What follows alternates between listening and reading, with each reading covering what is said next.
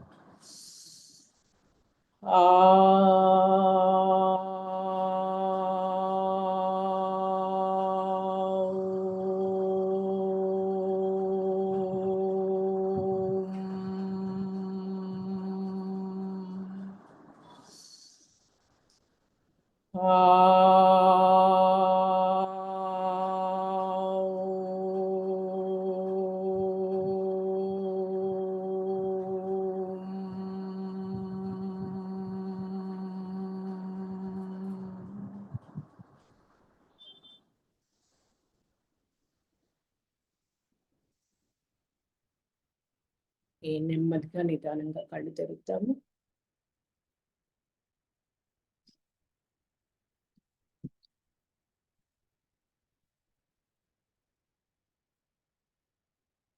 ఓంకారంలో మరి 3 అక్షరాల కలయికే ఓంకారము. ఆ, ఉ, మా, ఈ మూడింటి కలయిక ఓంకారం అన్నమాట. అలాగే మనం ఓంకారాన్ని చాంటింగ్ చేసేటప్పుడు కూడా ఇదే విధంగా చెయ్యాలి.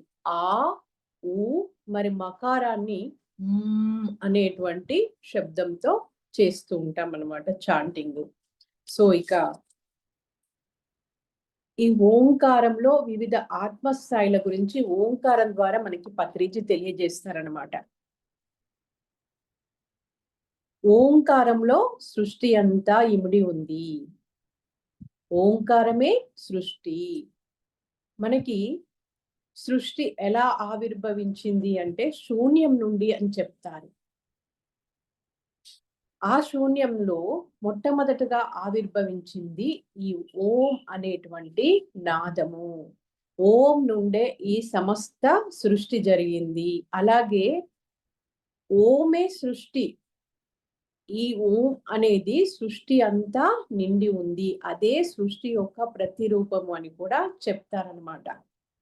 ఎలాగైతే ఈ వాయువు ఈ విశ్వమంతా నిండి ఉందో అదే విధంగా సృష్టి అంతా నిండి ఉంది ఈ ఓంకారము. అంత గొప్పది మరి ఆ ఓం అనేది. ఇది సర్వదేవతా స్వరూపంగా చెప్తారు ఓంకారాన్ని. అలాగే ఓంకారాన్ని అర్థం చేసుకోగలిగితే గనక మనము సృష్టి రహస్యం అంతా కూడా ఔపోసాన పట్టినట్లే అని చెప్తారు పత్రిజీ. ఒక్క ఓంకారాన్ని అర్థం చేసుకోవడం ద్వారా సృష్టి యొక్క రహస్యము, అలాగే మన జీవిత ప్రణాళిక, అదే విధంగా మరి ఈ విశ్వంలో మన యొక్క బాధ్యత ఏంటి, మన పాత్ర ఏంటి, ఇవన్నీ కూడా ఈ ఓంని అర్థం చేసుకోవడం ద్వారా మనకి తెలుస్తాయి అని చెప్తారన్నమాట. మరి అంత గొప్పది. ఓంని ప్రణవనాదం అని కూడా అంటారు. నాదం అంటే సంగీతం కిందికి వస్తుంది అది. ఈ ఓం అనేది ఒక మతానికి సంబంధించింది కాదండి ఇది. ఇది సమస్త మానవ జాతికి, ఈ సృష్టికి సంబంధించినటువంటి ఒక అద్భుతమైనటువంటి శబ్దము ఈ ఓంకారం అన్నమాట. సో మరి ఈ ఓంకారం ద్వారా జన్మ కర్మల సమగ్రత్వాన్ని కూడా మనం తెలుసుకోవచ్చు.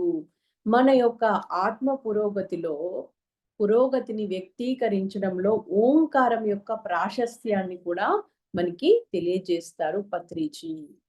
మరి ఇక్కడ ఈ ఓం అనే దాన్ని అకార, ఉకార, మకార ఈ మూడింటి కలయికగా మనం చెప్పుకున్నాం కదండి.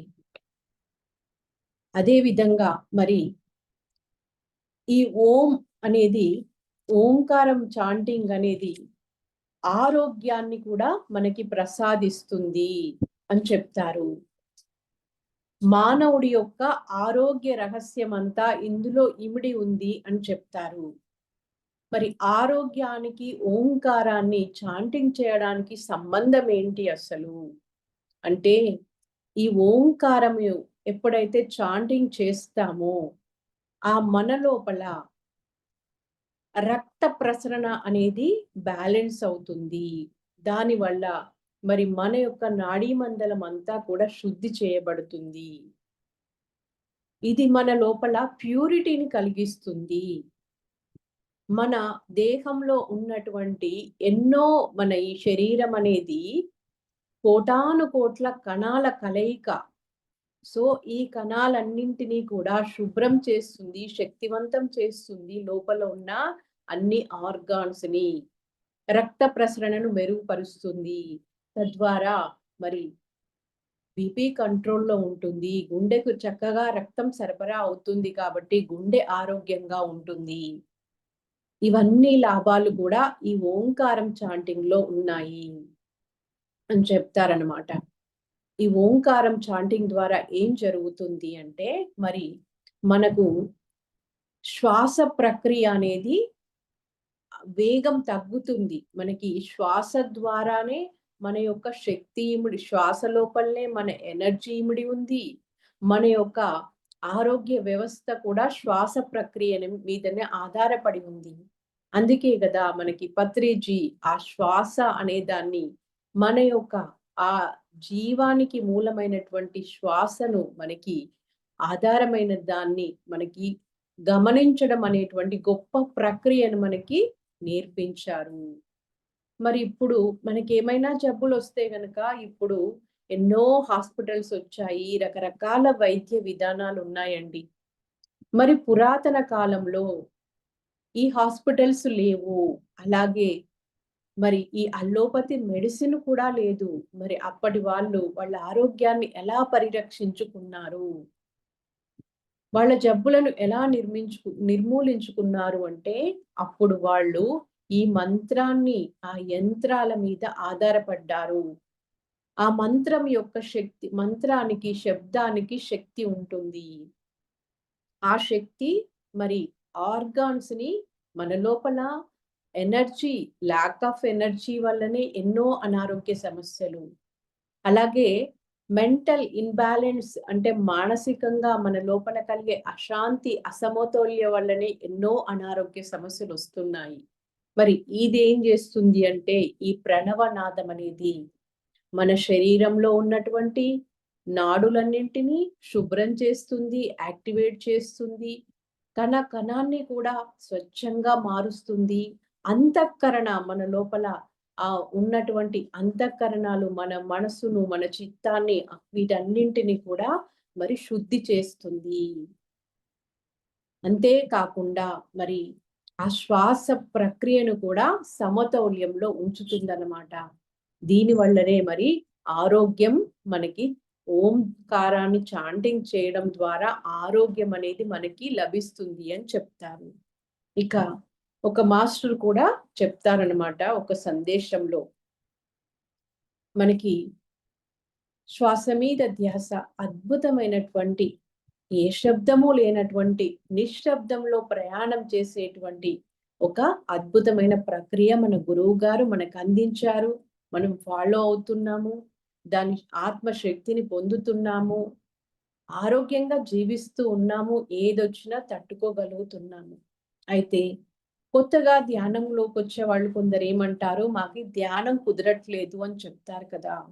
సో ఎవరైతే ధ్యానం కుదరట్లేదు అని బాధపడుతూ ఉన్నారో వాళ్ళు ఈ ఒక ఓంకారాన్ని, ఓంకారంలో 3 మాత్రలు ఉన్నాయి. ఒకటి అకారము, ఉకారము, మకారము. అకారాన్ని 11 సార్లు, ఆ ఉకారాన్ని 11 సార్లు, ఆ మకారాన్ని 11 సార్లు చాంటింగ్ చేయడం ద్వారా, అంటే మొత్తం 33 సార్లు చాంటింగ్ చేసి ధ్యానం స్టార్ట్ చేస్తే ధ్యానం బాగా కుదురుతుంది అని చెప్తారనమాట. ఈ చాంటింగ్ ఎలా చేయాలి అంటే, మనకి ఇన్హేల్, ఎక్సేల్ తెలుసు కదండి. ఉచ్ఛ్వాస, నిశ్వాస. ఈ చాంటింగ్ స్టార్ట్ చేసే ముందు ఉచ్ఛ్వాస అంటే గాలిని లోపలికి తీసుకుంటాము ఇలా. ఒక 2 సెకండ్లు దాన్ని అలాగే ఉంచేసి, తర్వాత మనము ఆ ఆకారాన్ని చెప్తూ, చాంటింగ్ చేస్తూ శ్వాసను వదులుతూ ఉంటాము. అలా ప్రతిసారి శ్వాసను తీసుకోవడం చాంటింగ్ ద్వారా, మరి ఆ శ్వాస ఇన్హేల్ అనేది జరుగుతూ ఉంటుందన్నమాట. మరి ఈ విధంగా చేయడం వల్ల ఏం లాభము అనేది అక్కడ మాస్టర్ చెప్తారనమాట.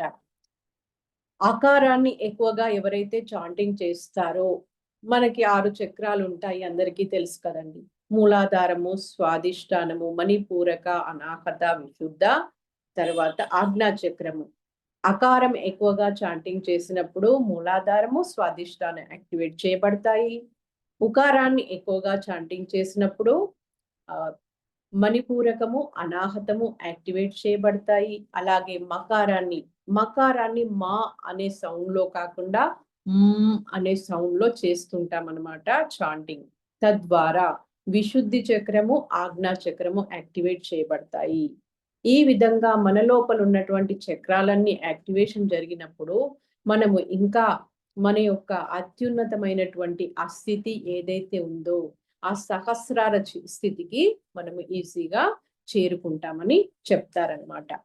సో అందుకోసమనే మరి మనకి చాలా మంది యోగులు, ఋషులు కూడా ఈ యొక్క ఓంకారాన్ని జపం చెయ్యండి, చాంటింగ్ చెయ్యండి అని చెప్తారు. ఎందుకంటే అప్పుడు ఈ ధ్యానం లేదు, ఉన్నదంతా శబ్దంతోనే, అన్ని ప్రక్రియలు, అన్ని సాధనలు శబ్దంతోనే ఉండేవి. కాబట్టి అన్నింటికంటే మరి మనకి అధిక లాభాన్ని చేకూర్చేది ఏదయ్యా అంటే ఈ ఓం చాంటింగ్ అనేసి, దీని ప్రణవ నాదం అని చెప్పడం జరిగిందనమాట. సంగీతంలో మనకి ఈ నాదం అనేది వస్తుంది, ఇది శబ్దం కాదు, నాదము.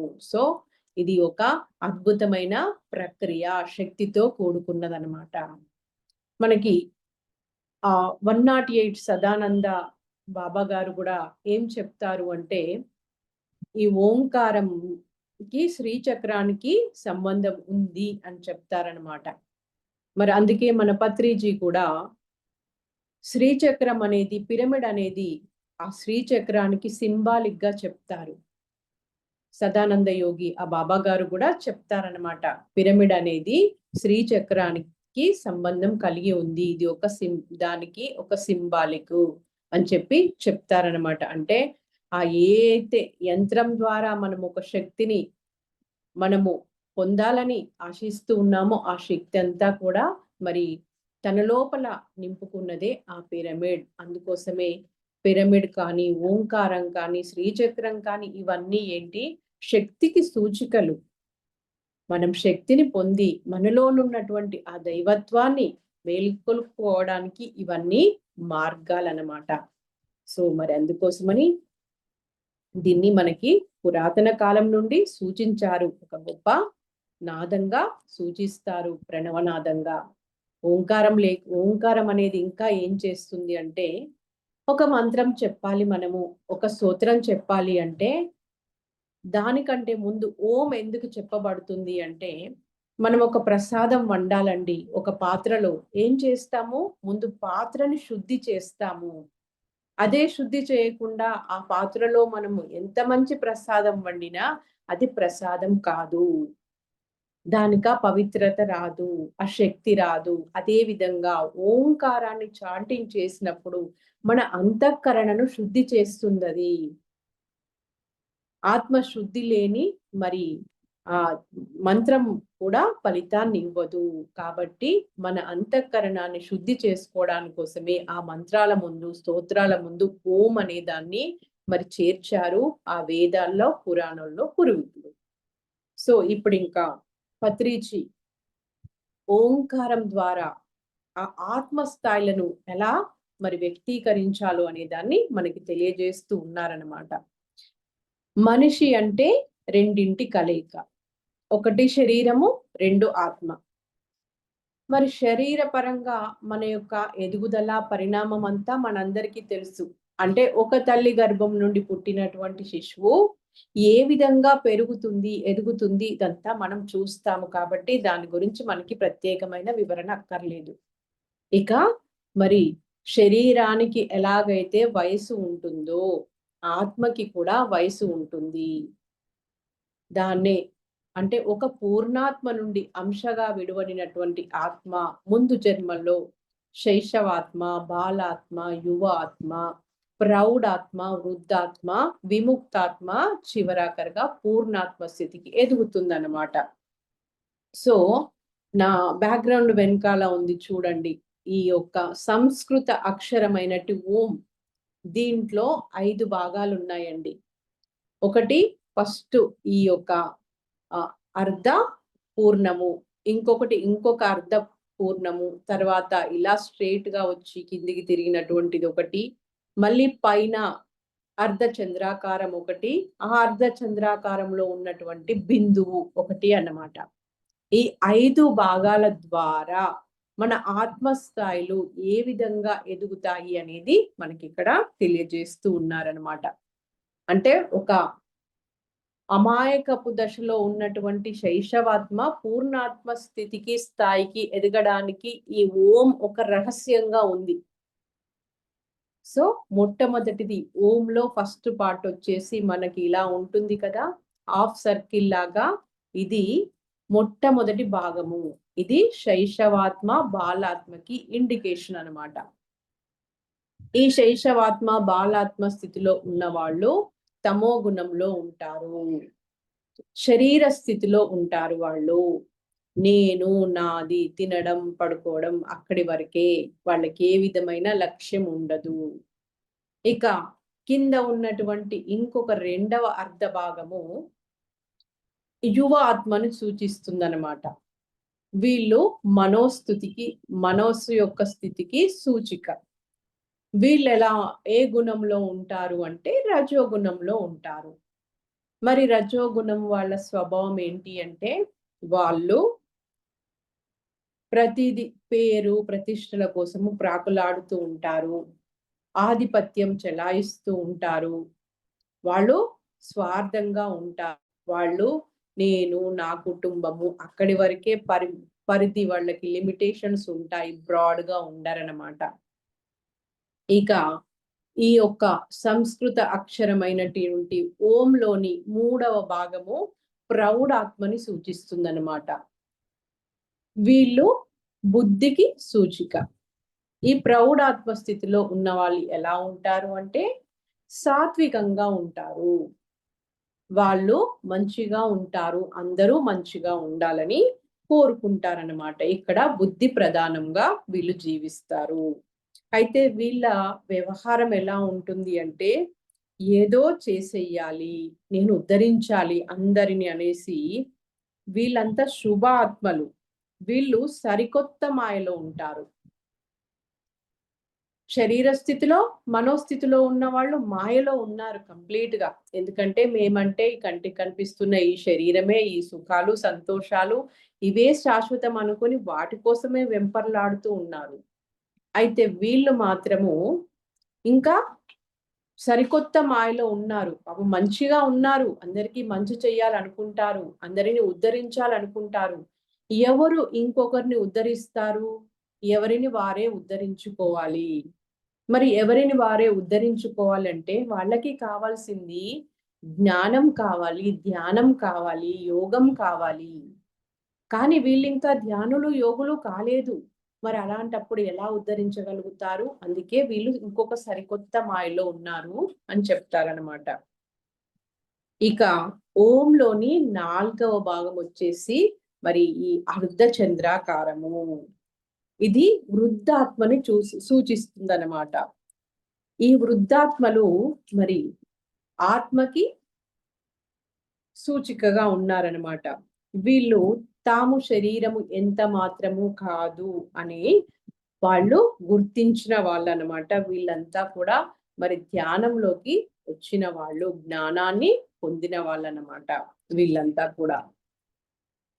సో ఇక ఈ ఓంలోని 5వ భాగం ఏంటి అంటే ఆ బిందువు పైన ఏ ఆధారము లేకుండా ఒక బిందువు ఉంది కదా అర్ధచంద్రాకారంలో, మరి ఇది పూర్ణాత్మకి సంకేతము.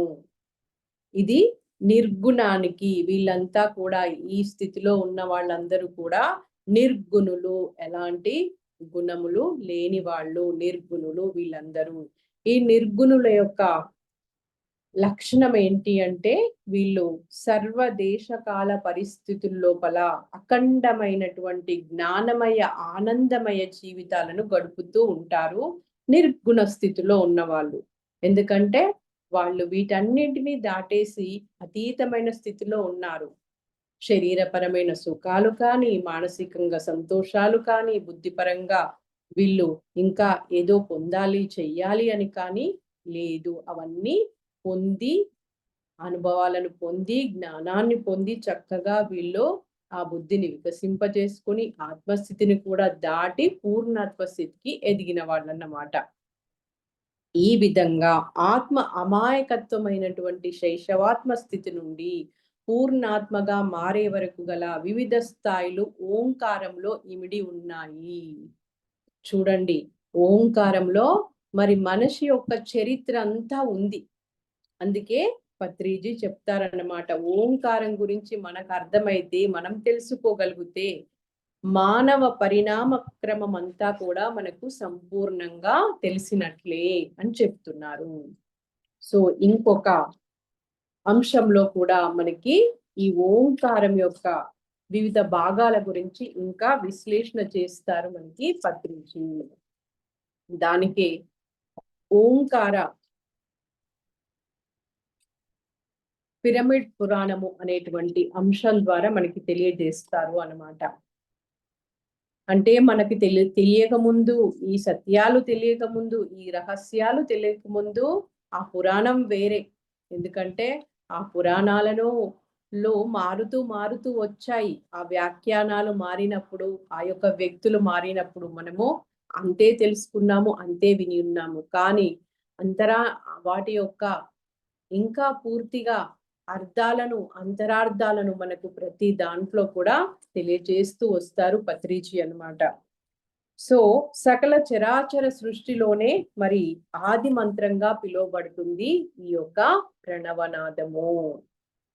అనంతమైన, ఇది ఒక సంస్కృత బీజాక్షరము. అనంతమైన విశ్వశక్తితో నిండి ఉన్న ప్రణవ మంత్రంగా కూడా ఇది చెప్పబడుతుంది. అనంతమైన విశ్వశక్తితో కూడి ఉందే ఈ ఓంకారము.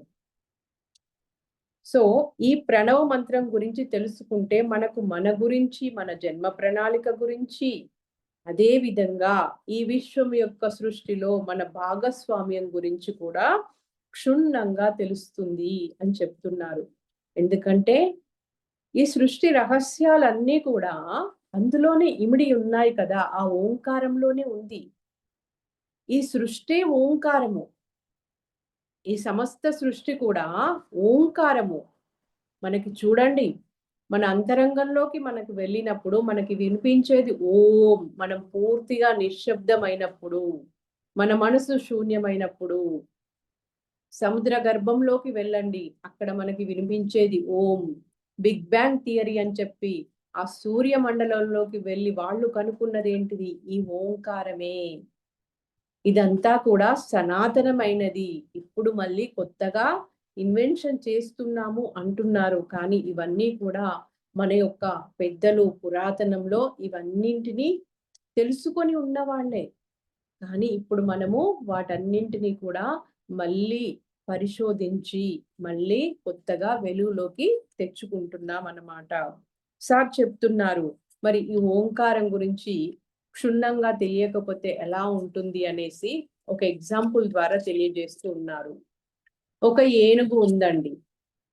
ఆ ఏనుగు యొక్క ఒక తోకనో లేకపోతే తొండాన్నో పట్టుకొని స్పర్శించి ఇదే ఏనుగు అని మనం అనుకుంటే ఎలా ఉంటుంది? ఏనుగు గురించి ఇంకా మనకేమీ తెలియనట్టే. ఏనుగు గురించి మనం క్షుణ్ణంగా తెలుసుకోవాలి అంటే ఆ ఏనుగు యొక్క బొమ్మనో ఆకారాన్నో లేదు రియల్గా ఏనుగునో మనం చూడాలి. చూసినప్పుడే ఓహో దానికి తొండం ఉంటుంది, 4 కాళ్ళు ఉంటాయి, ఇంత పెద్ద ఆకారం ఉంటుంది, పెద్ద పాదం ఉంటుంది, ఇవన్నీ మనకు తెలుస్తాయి. అదే విధంగా మరి ఏనుగు ఎగ్జాంపుల్గా మనకి చెప్తున్నారనమాట. అదంతా కూడా ఒక గుడ్డి వాళ్ళ సమూహం లాగానే ఉంటుంది. ఏ ఒక్క పార్టునో స్పర్శించి ఇదే మొత్తం అనుకుంటే మరి మనం అలాగే చేస్తున్నాము. ఏదో కొంచెం తెలిసిన దాన్ని పట్టుకొని మనకి బాగా తెలుసు, మనకు అంతా తెలుసు అనుకుంటున్నాము. ఎప్పుడూ కూడా మరి అలా అనుకోకూడదు. నాకు కొంత తెలుసు, తెలిసింది బిందు అంతా, తెలుసుకోవాల్సింది సింధు అంతా అని ఎప్పుడు ఆ భావనలో ఉండాలి. ఉన్నప్పుడే మనం ఇంకా నేర్చుకోవడానికి, తెలుసుకోవడానికి ఉత్సాహాన్ని చూపిస్తాము, శ్రద్ధను కనబరుస్తాము అని చెప్తారు పత్రిజీ. సో మరి ఇంకా దీంట్లో కూడా 5 భాగాలుగానే మళ్ళీ ఈ యొక్క సంస్కృత అక్షరంలోని 5 భాగాలను మళ్ళీ ఇంకొక కోణంలో, ఇంకొక యాంగిల్‌లో మనకి తెలియజేస్తూ ఉన్నారనమాట సారు. దీంట్లో కూడా మళ్ళీ 5 భాగాలున్నాయి. ఇందులో మొట్టమొదటి మరి ఈ అర్ధపూర్ణం ఏదైతే ఉందో, అర్ధవృత్తం ఏదైతే ఉందో, దాన్ని మళ్ళీ శరీరానికి ఇండికేషన్‌గా చూపిస్తూ ఉన్నారు. దీన్నే మనం ఏమంటాము? అన్నమయ కోశం అంటాము. మరి దీంతోనే మనకి ఈ తల్లి, తండ్రి, భార్య, పిల్లలు, బంధువులు, స్నేహితులు ఈ బంధాలన్నీ ఎక్కడికెళ్ళొచ్చినాయండి? ఈ శరీరంతోనే. ఈ శరీరం లేకపోతే ఆ బంధాలేవి లేవు కదా! మరి మనం ఏం చేస్తున్నాము?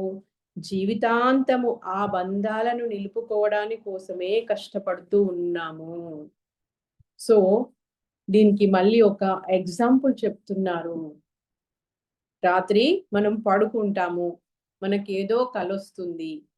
మనము మెలకువ స్థితిలోకి రాగానే కల చెదిరిపోతుంది. అప్పుడేమనుకుంటాము? అప్పటి వరకు మరి మనము ఈ శరీరంలో ఉన్నప్పుడేమో ఆ బంధాల కోసమే మనం ఎంతో మన యొక్క నిలుపుకోవడానికే శ్రమించిన మనము శరీరాన్ని ఎప్పుడైతే వదిలివేస్తామో ఇక అంతకు ముందున్నటువంటి అమ్మ, నాన్న, భార్య, భర్త, పిల్లలు వీళ్ళంతా కూడా ఈ బంధాలన్నీ కూడా మాయతో కూడుకున్నవే అని చెప్పి అర్థమవుతుంది మనకి. ఎప్పుడు శరీరంలో ఉన్నప్పుడు కాదు, శరీరాన్ని వదిలేసిన తర్వాత అప్పుడు మనకి అర్థమవుతుంది. ఎలాగంటే మరి ఆ కళ నుండి బయటికి వచ్చినప్పుడు ఓహో ఇది కలనా అని అనుకుంటాం కదా. కలలో ఉన్నంత సేపు కళ అనేది మనకి గుర్తుకుండదు. సో ఇక్కడ కూడా ఇక ఒక డెడ్ ఎండే. అంటే మనము ఒక ప్రయాణంలో ఉన్నామండి. కొంత దూరం ప్రయాణం చేశాము. అక్కడ ఇంకా దారి లేదు. అక్కడ క్లోజ్ అయిపోయింది మార్గము. అప్పుడేం చేస్తాము? మళ్ళీ వెనక్కి మొదటికొచ్చేసి మళ్ళీ జర్నీ స్టార్ట్ చేయాల్సిందే. అదే విధంగా మన యొక్క ఆత్మ ప్రయాణంలో ఈ శరీరం స్థితిలో మనం ఉన్నప్పుడు మనం ఏమీ తెలుసుకోలేము. అది ఒక డెడ్ ఎండే అని చెప్తున్నారు. ఇక ఈ ప్రణవ నాదంలోని ఇంకొక రెండవ భాగము దీనికి కింద ఉన్నటువంటి ఇంకొక వృత్తం అన్నమాట. 2 అర్ధ వృత్తాలు ఉన్నాయి కదా ఈ ఓంలో. రెండవ అర్ధ వృత్తము, రెండవ భాగము. ఇది మళ్ళీ మనసుకు సూచికగా చెప్తున్నారు. ఇక ఈ మనస్సు ద్వారా ఏర్పడిందే సమాజము. సమాజం నుండి వచ్చిందే మనస్సు. మనస్సుకి సమాజానికి అవినాభావ సంబంధం ఉంటుంది. సో ఈ సమాజంలో మనం ఏమనుకుంటాము? నేను ఒక హిందువును, నేను ఒక క్రిస్టియన్ను, నేను ఒక ముస్లింను. హిందువులో మళ్ళీ నేను ఒక బ్రాహ్మణుణ్ణి, ఆ బ్రాహ్మణుల్లో నేను ఆ శ్రీ వైష్ణవుణ్ణి. ఇలాగా మనం ఏం చేసుకుంటున్నాము అక్కడ? విభజించుకుంటున్నాము. అదే విధంగా మరి ఇంకా నేను ఫలానా ఎమ్మెల్యేను, ఎంపీని, కలెక్టర్ను, ఈ విధంగా నేను ఒక ఆర్టిస్టును, నేను ఒక గొప్ప ప్లేయర్ను. ఇవన్నీ మనము ముసుగులు వేసుకున్నాము. నేనిది, నేనది అనేసి అన్ని తొడుక్కున్నాము మనము. ఎప్పుడైతే మరి ఈ డబ్బు, కీర్తి, ప్రతిష్టలు ఇవన్నీ కూడా మనము ఒక ముసుగులుగా ధరించినాము. ఇప్పుడు కూడా మరి మనము అలాంటి సమయంలో ఏమీ తెలుసుకోలేము సంపూర్ణంగా. ఇక్కడ కూడా నిద్రపోయి లేవగానే కళ్ళ చెదిరిపోయినట్లు మళ్ళీ మనం శరీరాన్ని వదిలివేయగానే ఇవేవి మనం కాదు, అంతా మాయే అని అర్థమైపోతుంది. ఇది కూడా డెడ్ ఎండ్ మాత్రమే. ఎందుకంటే అక్కడ ఆత్మస్థితిలో ఉంటాము. శరీరాన్ని వదిలేసినప్పుడు ఆత్మకన్నీ సత్యంగానే తెలుసుకుంటుంది వాస్తవంగా. కాబట్టి ఈ మనసుతో ఏర్పడినటువంటివి ఇవేవి కూడా నేను కాదు అని తెలుసుకుంటుంది. ఇదంతా మాయ అనేసి. ఇక ఇక మూడవ భాగము. ఇక్కడ ఈ పైన ఉన్న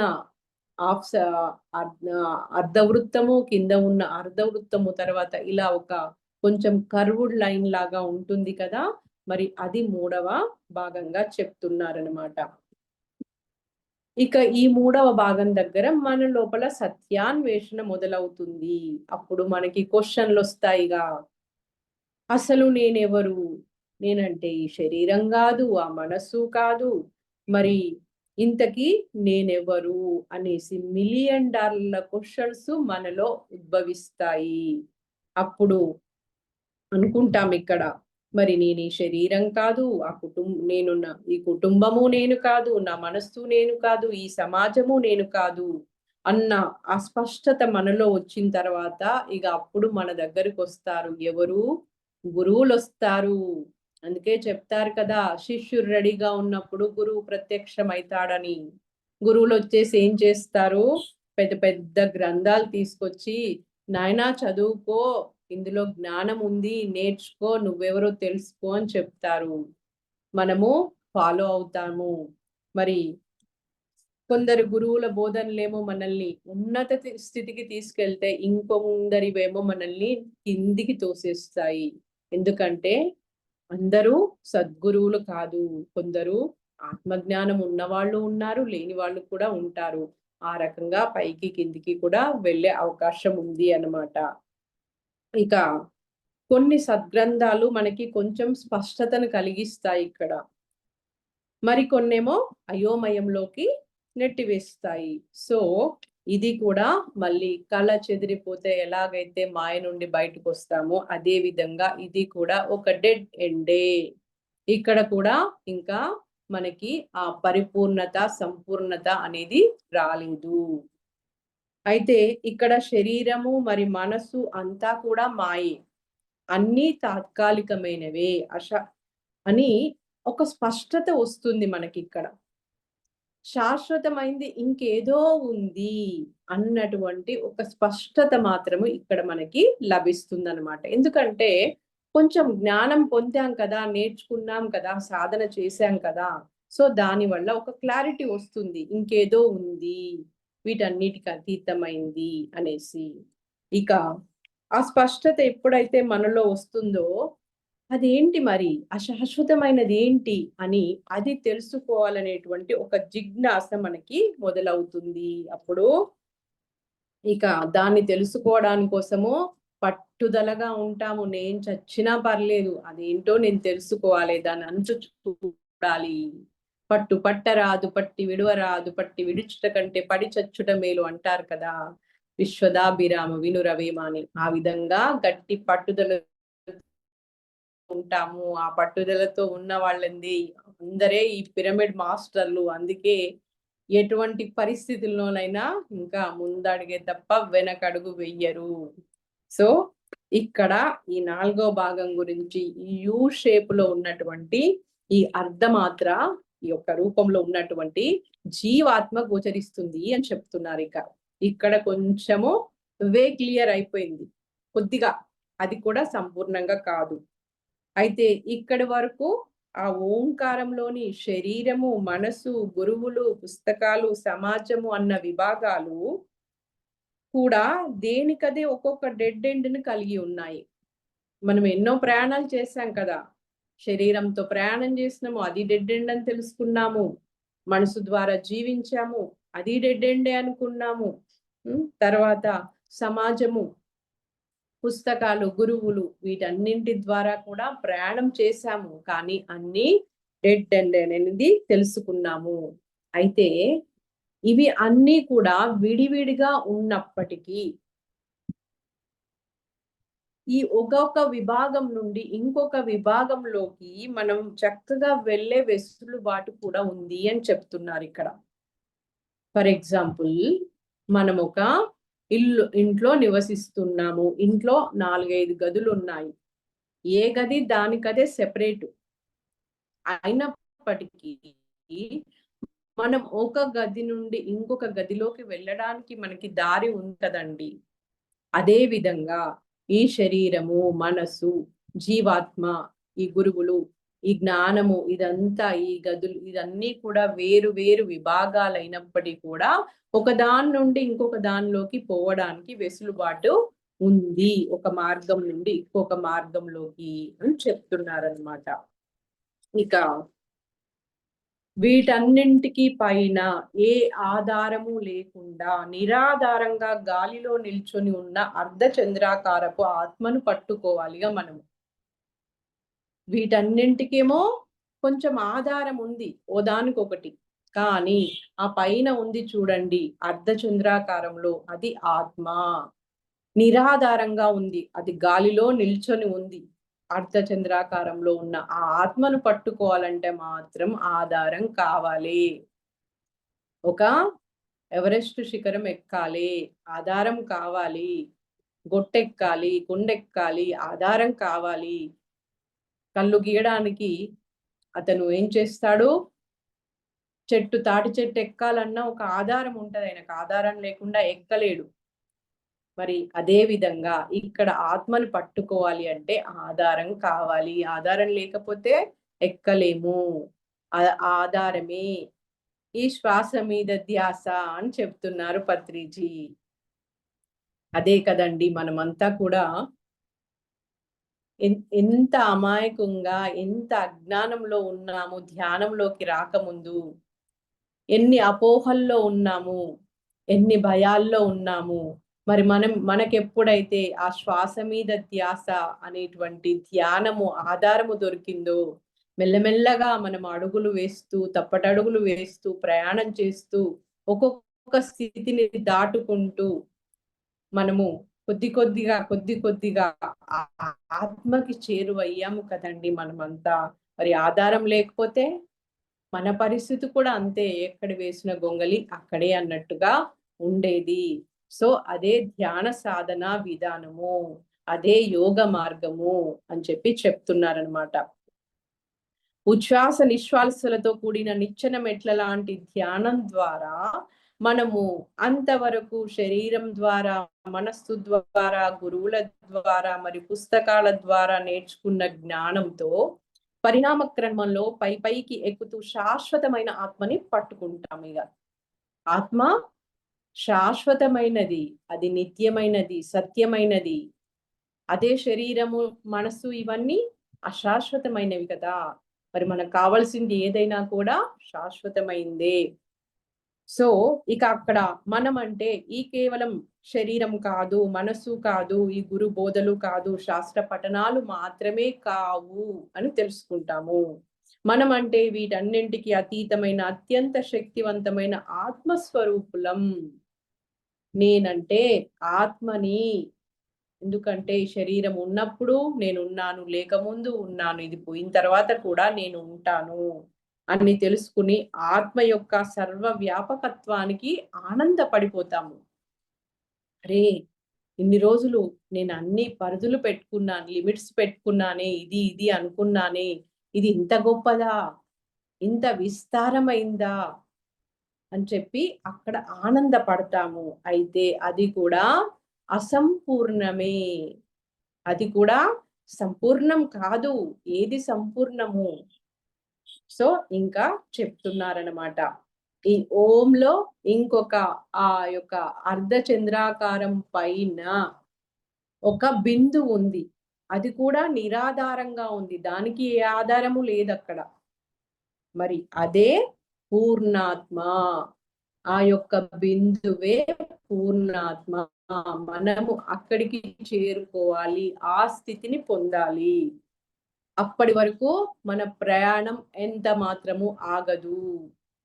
మరి ఆ ఏ ఆధారం లేకుండా అలా శూన్యంలో ఆ పూర్ణ బిందువు అంటే పరమాత్మని చేరుకోవాలంటే మన దగ్గర మరింత బలమైన ఆధారం కావాలండి.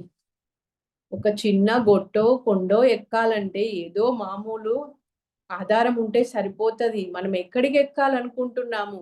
ఎవరెస్ట్ శిఖరాన్ని ఎక్కాలనుకుంటున్నాము. మరి ఎవరెస్ట్ శిఖరాన్ని ఎక్కాలంటే ఎంత బలమైన ఆధారం మనకి కావాలి. ఆ బలమైన ఆధారం ఏంటి అంటే మనమందరము చేస్తున్నాము ఇప్పుడు సేవ. ఎంత గ్రేట్ కదండి. మనకి అంత గొప్ప ఆధారాన్ని మనకి గురువు గారు మనకి ఇచ్చారు, చూపించారు, దాని విశిష్టత తెలియజేశారు.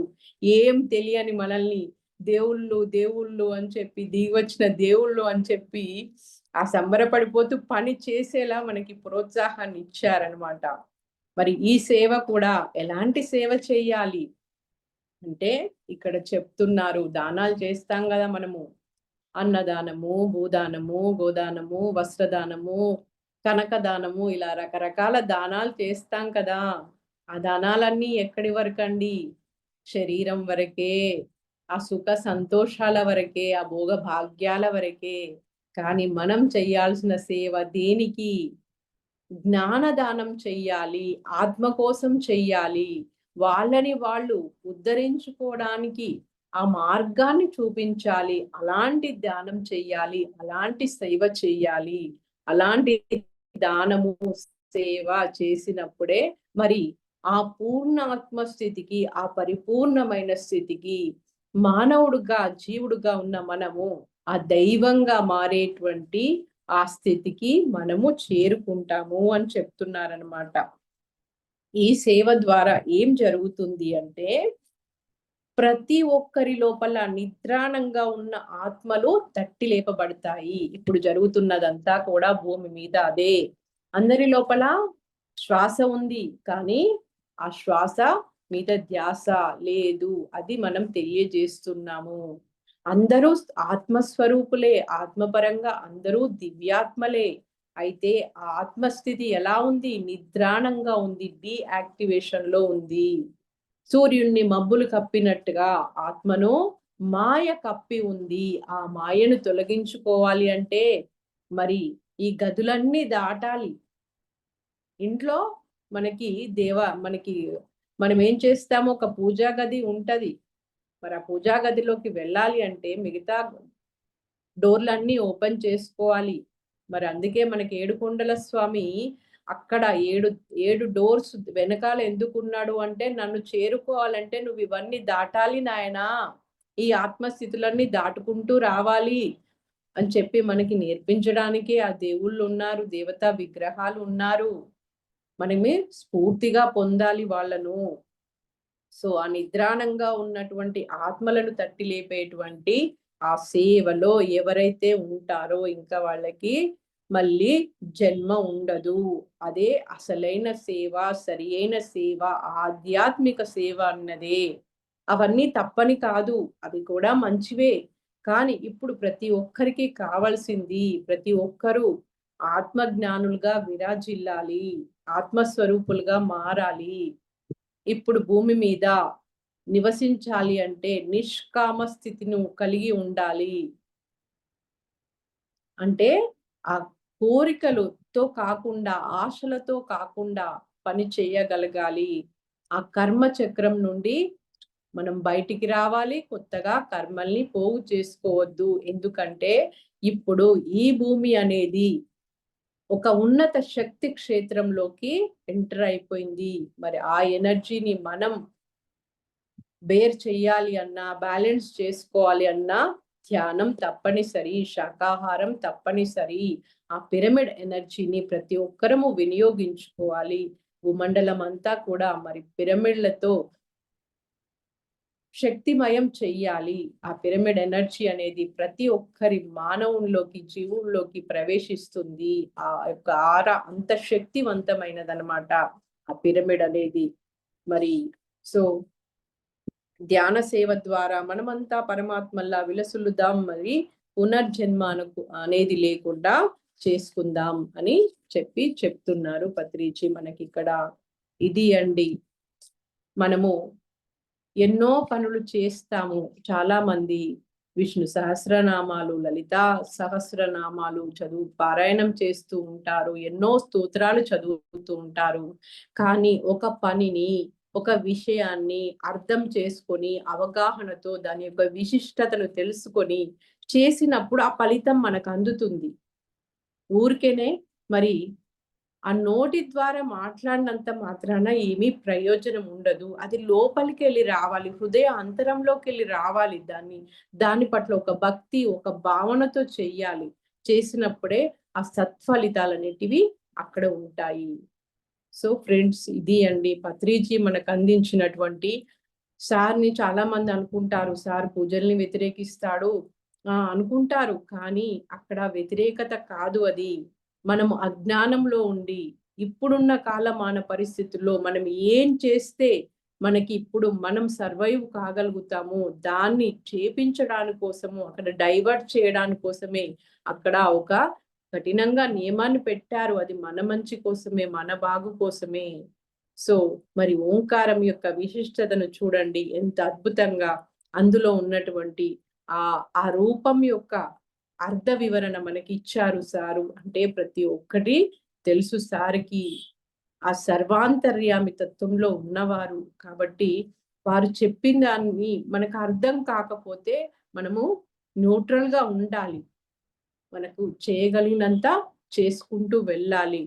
అప్పుడే మరి మనకి నేర్చుకున్న కొద్దీ అర్థమవుతూ ఉంటుంది. అంత ఈజీగా అర్థం కారు గురువులు కానీ, వాళ్ళ మాటలు కానీ, వాళ్ళ చేష్టలు కానీ. మనకి అర్థం కాకపోతే మనము వాళ్ళని తప్పు పట్టకూడదు. నేర్చుకుంటూ వెళ్ళాలి.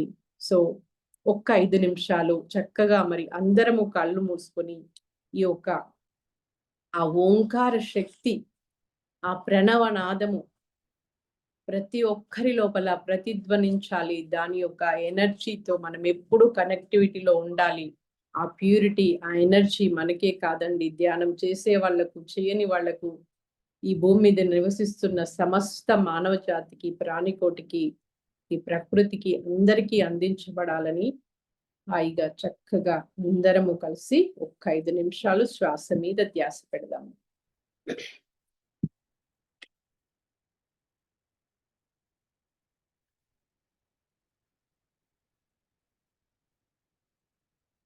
ఊ.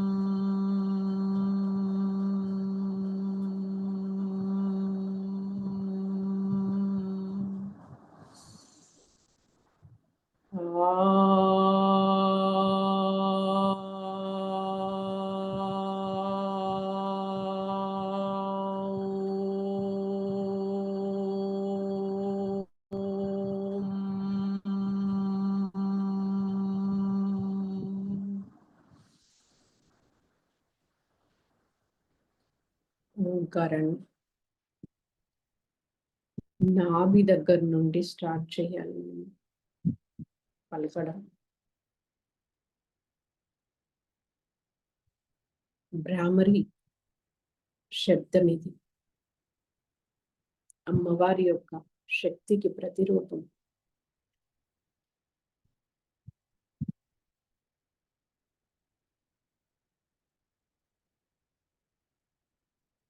ఏదైనా సరే ప్రాపర్గా చేసినప్పుడే మనకి దాని యొక్క ఫలితం అనేది ఉంటుంది. విశ్వాసంతో చేయాలి, శ్రద్ధగా చేయాలి, అంకిత భావంతో చేయాలి, ప్యూరిటీతో చేయాలి. ముఖ్యంగా నిస్వార్థంగా చెయ్యాలి, ఆశించి చెయ్యకూడదు. శ్వాస మీద ధ్యాస. ధ్యానం కుదరనప్పుడు ఇది చేసుకుని ధ్యానం స్టార్ట్ చేయొచ్చు. లేదంటే డైరెక్ట్ మనము శ్వాస మీద ధ్యాస పెట్టడం ద్వారానే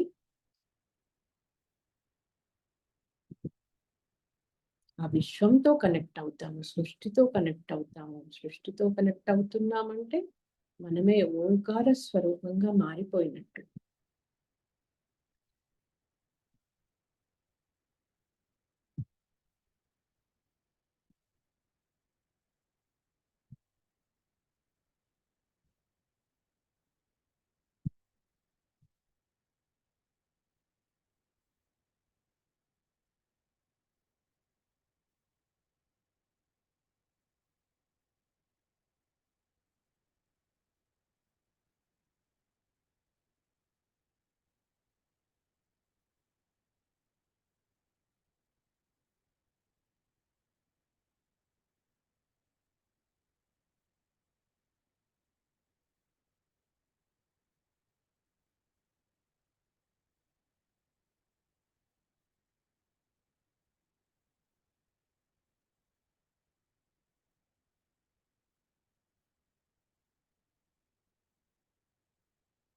నీ ధర్మాల్లోకి వెళ్ళాం.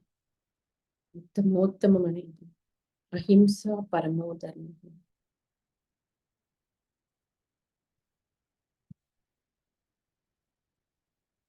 అన్ని ధర్మాల్లోకి వెళ్ళాం. విశిష్టమైనది సేవా ధర్మం.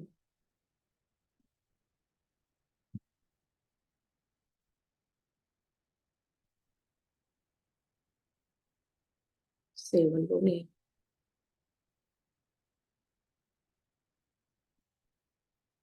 మనసుకి ఆనందము, ఆత్మకి పరమానందము, మన పూర్ణాత్మకి బ్రహ్మానందం కలుగుతుంది.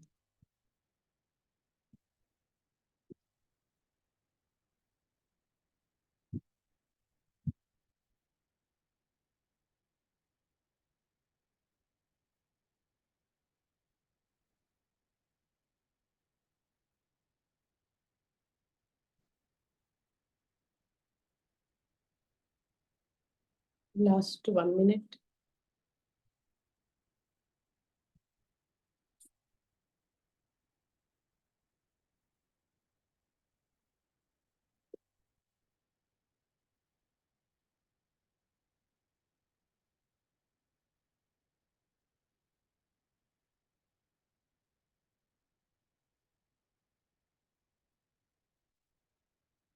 ప్రణవనాదం యొక్క శబ్ద తరంగాలు ఉచ్చరించినప్పుడు మనల్ని, మన మనసుని, మన చుట్టూ ఉన్న వాతావరణాన్ని స్వచ్ఛంగా మారుస్తుంది, పవిత్రంగా మారుస్తుంది. ధ్యానము కానీ, ఓంకారం కానీ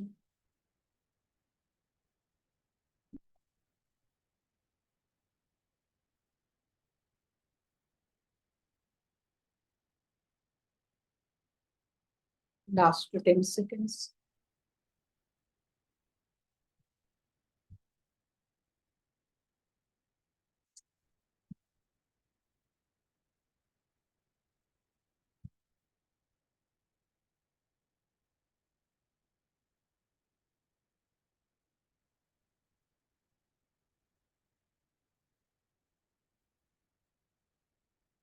అకారము అంటే సృష్టి, ఉకారము స్థితి, మకారము లయ. ఓంకారమే సృష్టి, స్థితి, లయ ఈ సూచికగా ఉంది.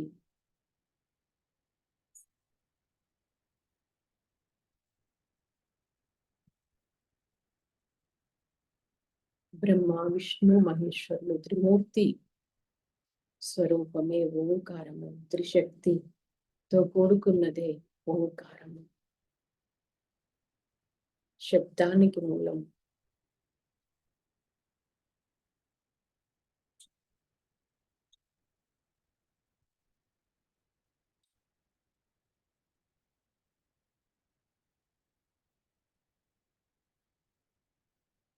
ఓకే ఫ్రెండ్స్, చేతులు కళ్ళ మీద పెట్టుకుందాము. నిదానంగా కళ్ళు తెరుద్దాము. 5, 4, 3, 2, 1, 0.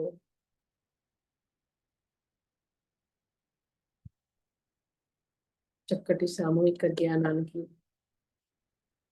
ఇంత చక్కటి జ్ఞానానికి మూలమైనటువంటి పత్రిజీకి, ఆ ఓంకార ప్రణవనాదానికి అనంతకోటి ప్రణామాలు. ఇంత అద్భుతమైన ఆపర్చునిటీని ఇచ్చినటువంటి ఈ ధ్యాన జగత్ జూమ్ ఆర్గనైజింగ్ సుధాకర్ సార్ గారికి, రాధాకృష్ణ సార్ గారికి అందరికీ హృదయపూర్వక ధన్యవాదములు.